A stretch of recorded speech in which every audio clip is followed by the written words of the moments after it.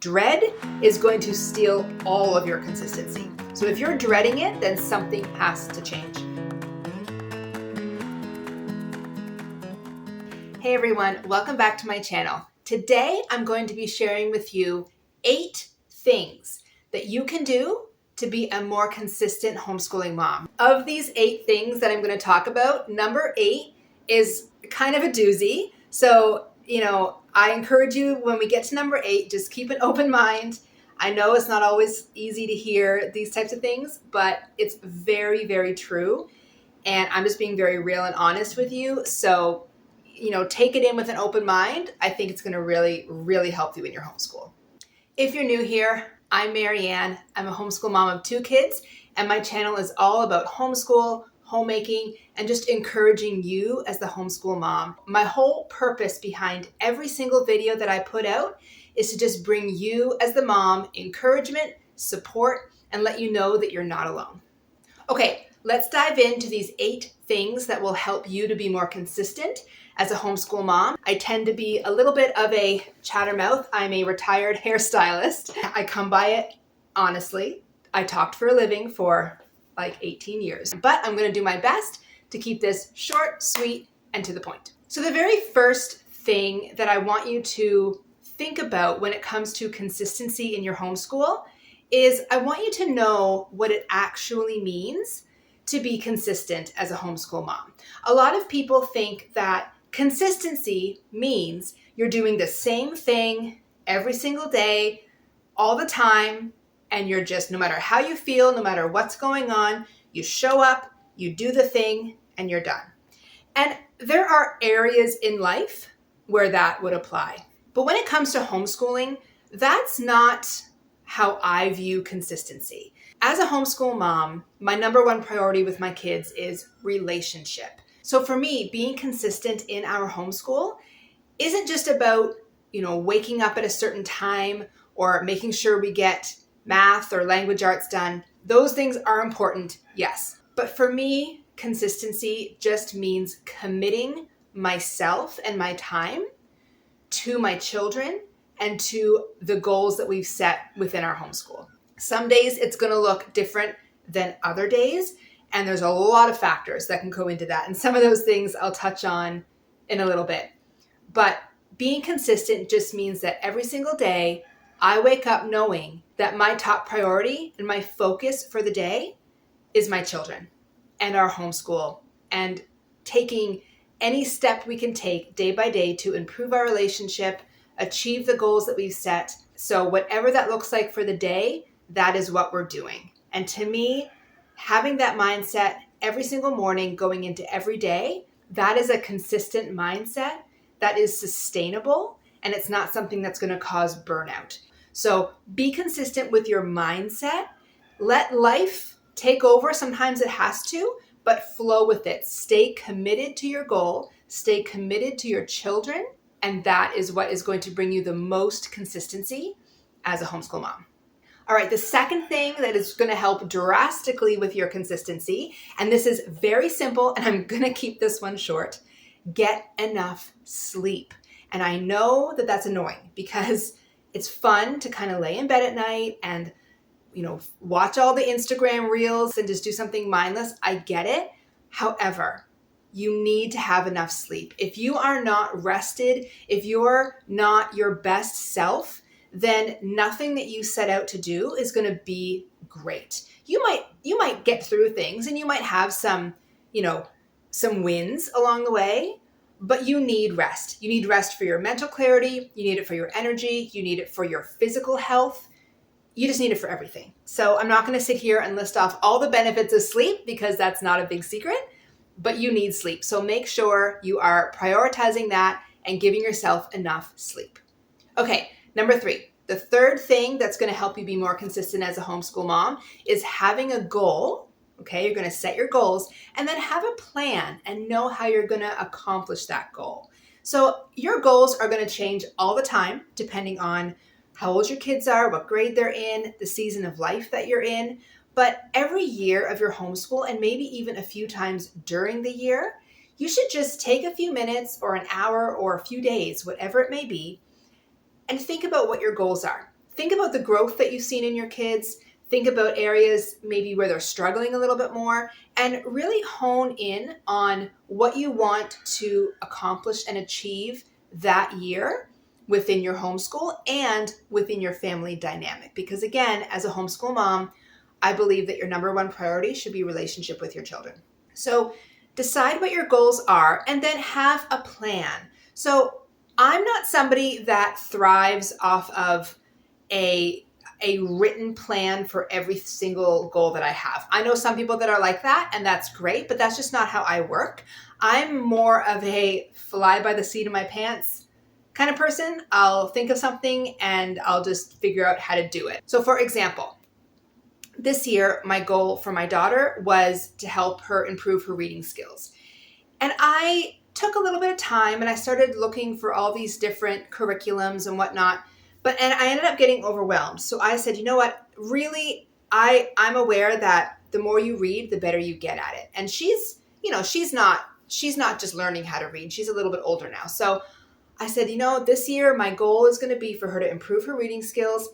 And my plan of action is to just make sure she's reading a lot. Just put a lot of good books in front of her, a lot of things that are interesting to her, and just encourage her to read more. That's what we've done, and her reading skills have improved. So whatever your goal is, just decide what it is, have a plan to get there, and do whatever you have to do to accomplish that goal. That is going to help you to be more consistent. And I will add one more thing. Whatever that goal is, please make sure it's realistic. Don't set a goal that is unattainable because, again, you're going to crash and burn. Your kids will feel like failures. You're probably going to feel like a failure, and that is not going to be a good breeding ground for consistency. That is where you're going to want to throw in the towel and just be done with it all. So set realistic goals that are attainable for your children and for yourself. Don't overshoot. Don't go crazy here, but have a plan and stick to your goals. Okay, number 4 is one that in my life I have really seen a dramatic difference in when I put this into effect. When I really focused on this area of my life, I saw a dramatic change in myself as a homeschool mom and in our homeschool environment in general. And I'm actually going to put a link down in the description box where you can go to my website and read a little bit more on this, because I have a whole blog post written up, and it dives deeper into this topic than I'm going to go today. So I'll link that down below and you can just take a quick peek at that if you would like. But number 4 is to create a routine that you actually like and that your kids actually like. It's not rocket science, yet somehow we get so caught up in, trying to do everything or trying to do what we saw this person doing over there or this whatever. And we create these routines that on paper might look fantastic, but we hate them. It's way too much work. Maybe the stuff that we've put in our routine just doesn't suit our family or our interests, so we don't stick to it, right? And then when you don't stick to it, you feel like a failure. So create a routine that you actually like as the homeschool mom and that works for you and your kids. If you guys are not morning people, don't aim to start your routine at 7:30, 8 in the morning. Don't do that. You're not going to be happy. I'm a morning person, so part of my routine is I'm up at 5 o'clock. I have my time. I get some work done before my kids wake up, but that works for me. That might not work for you.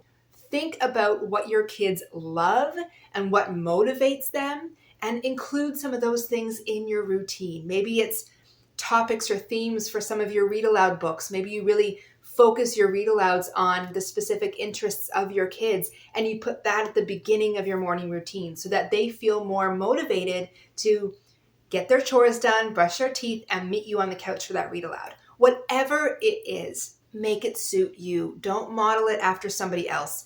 You have to do what's right for your family, and for longevity purposes, you have to enjoy what you're doing. So a routine is so important, which I dive deep into in my blog post. So again, I will link that in the description. A routine is so important. It's something that you can rely on, and it's something that your children can rely on, but it has to be enjoyable and it has to be sustainable. Otherwise, consistency just won't happen.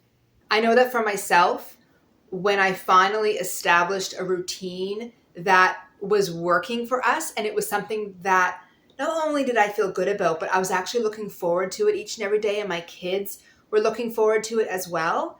It just made homeschooling easier, which made it easier to be consistent. So I really encourage you, find a routine that works for you and your kids, and don't worry about anybody else or what they're doing down the road. It doesn't matter. Okay, number 5. We're almost done. Number 5 is take breaks.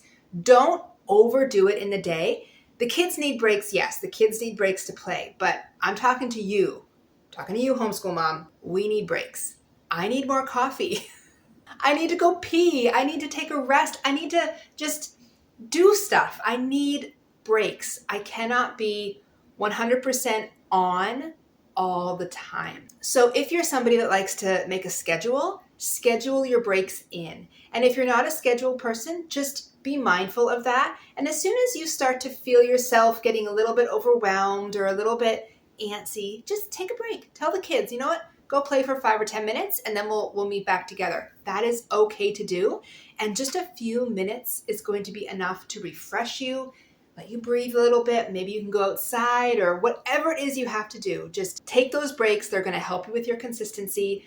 I found that for me, when I established breaks in my day, when I started giving myself permission to take a break for myself, not just a break for my kids, it really, really helped me with feeling motivated to take on another day of homeschool. So I encourage you, take breaks. Okay, number 6, super important. To be consistent, you have to respect the season of life that you're in. Do not expect yourself to outperform your season of life. Okay, what does that mean?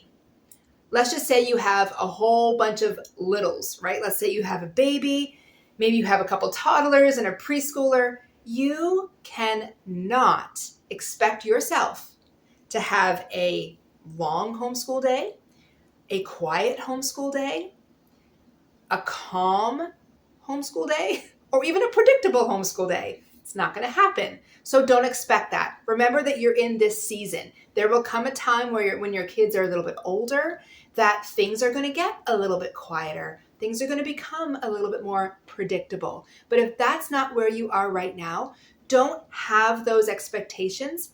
I understand you might have those desires, but you can't place those expectations on yourself right now because it's just not reality. And you're going to want to quit. You're going to want to say, enough is enough. I can't handle this anymore. So respect the season of life that you're in and don't expect too much. Or on the flip side, don't expect too little. If you have older children and you're out of that stage now, maybe you have kids who are in middle school or high school, and there are some certain things that are very important for them to accomplish academically in order to pursue whatever it is they decide to do in life, then you need to make sure that your children understand the season that they're in. Make sure that they understand that, you know what, they have to kind of own their education right now. And if they want to go to this college or get this scholarship or whatever it is that they're seeking after, that's a season of life that has to be respected as well. So maybe you need to set a few strict guidelines around their social time or their school hours or when they can take on a part-time job or whatever it is. You're the parent, you decide what's best for your children. But whatever season of life they're in, respect that season. Don't expect too much and don't expect too little. Just be realistic. Look at what's right in front of you. Look at your environment and the needs of your children and just respect those things. That is going to go really far in helping you to be consistent and help your children to be consistent as well. Number 7 is a big one. Number 7 is a really, really big one. So social media is fantastic for some things. However, be very careful what you consume on social media when it comes to homeschooling. If you're somebody that is easily influenced by other people, maybe you're somebody who's feeling a little bit insecure about your homeschool right now and you're trying to make it better, just be very, very cautious about social media and how it's affecting what you're doing in your homeschool. your main focus, I'll say it again, is relationship with your children, being consistent with your homeschool, with your family, with your commitments. And so if you are watching how somebody else does things and it looks fantastic for them, and then you say, oh, well, then that must be what we have to do. I have to do that in order to be a consistent homeschool mom, or I have to make my children do that in order for us to be successful at this whole homeschool thing. And you try it and it doesn't work, well, then just get rid of it. If it is not working, don't hold on to it. There are enough other things out there that you can pull in and you can try. There is no point keeping something in your homeschool, keeping a system or a curriculum or whatever it is that you've implemented. There is no point in keeping it there if it is destroying everything that you're trying to create. If you're unhappy and your kids are unhappy and you're dreading your homeschool day every day, dread is going to steal all of your consistency. So if you're dreading it, then something has to change. So you can go to social media for inspiration. That's okay. I do that all the time. I'm here on YouTube giving you my ideas. But again, take it all with a grain of salt. Don't just take what I say or what anybody else says as the absolute way to do things. Take from it what you need, try some things out, get rid of what doesn't work, and just keep moving forward in search of what works for your family. You guys are unique, and that is a good thing. So embrace your uniqueness, gain ideas. Yes, pull things in, but filter them. Don't just take them all and do them all. Filter them, do what works, and get rid of what doesn't. Okay, number 8. I warned you, so here we go. I am saying this with complete humility because this has been an area of my life that I have struggled when it comes to being a homeschool mom and finding my own consistency and rhythm. So I am not saying this from some place of, oh, look at me, I'm so perfect. No. This is me saying I've struggled with this and I am overcoming it currently, but I'm seeing the rewards of overcoming this. And so I'm encouraging you all to do the same. Number 8 is you as the homeschool mom, you have got to own your attitude towards your homeschool and towards your kids. You are not the victim of your attitude. You are in control of your attitude. So if you wake up in the morning and you just don't want to do this, or you just want to be left alone, you don't want your kids around you, you don't want to have to do anything, that is a you problem. It is. It's a you problem. It's an attitude issue. It's not your kid's fault. It's not your husband's fault. It's your fault. You have to deal with that. Now, when I say it's your fault, I'm not saying that you're wrong for feeling those things because we all have days like that. I have days like that. It's going to happen. It's how we handle those things. And it's recognizing in ourselves that, okay, I have a bad attitude this morning. For whatever reason that may be, I'm not going to take it out on my kids. I'm not going to be the cranky mom. I'm not going to start yelling for no reason. I'm going to own this. And some ways that you can do that are, number 1, this is what works really well for me. Pray about it. I ask God to help me with it. Number 2, I tell my kids. I go to them and say, listen, guys, I just want you to know, mommy's having a bad morning. Okay, I've had a rough morning. I'm just struggling with my attitude this morning. I'm well aware of it. But I want you to know that if I sound a little bit cranky or, if I get a little short this morning, please know that I don't intend it. I'm going to try my best. Let's all work together today. I love you. And we're going to get through this day together. When I do that with my kids, it's shocking how they respond. You need to try it. Seriously, it's freaking amazing. When you're transparent with your children, they start to look at you in a whole new light. I don't want my children to look at me as this perfect saint of a mom who has all the answers and who never makes mistakes and who doesn't struggle, because that is a complete and total lie. And I don't want them to think that they will never measure up to this image of perfection that is their mother. No.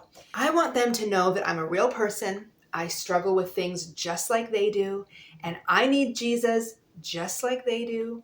So I try to be as transparent about my own weaknesses as I can be. And obviously on an appropriate level with my children. So if I'm having a rough day, if I have a really bad attitude towards things, I'll go to them and I'll say, guys, I'm not having a great morning. I kind of need your help here. Let's all work together. I'm going to do my best to get over this. But let's all work together. Maybe let's put some music on for a few minutes and just have some fun. Or let's wait a few minutes before we start our routine. Let's just go outside. Let's do something. By doing stuff like that, by being honest, by being transparent, your children are way more likely to help you than fight you.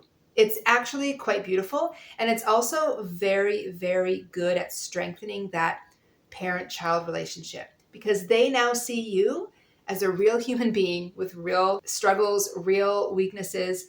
And it puts them in a position where they feel like, you know what, I can actually help mommy today. Mommy's having a bad day. I'm going to help mommy. I know that my son, who's 6, whenever I tell him that I'm having a rough morning, he offers to make me my coffee. And it is just the sweetest thing ever. And in his little heart and mind, that's solving everything for me. And to be honest, it's those little actions from my children that actually do take my bad attitude, my bad morning, and transform it. It doesn't take much most of the time. So just be real, be honest, own your attitude, and do not become a victim to your own attitude. You do have control over this. You are not powerless, and you can do something about it. Okay, so those are the 8 things that are going to help you stay consistent with your homeschool.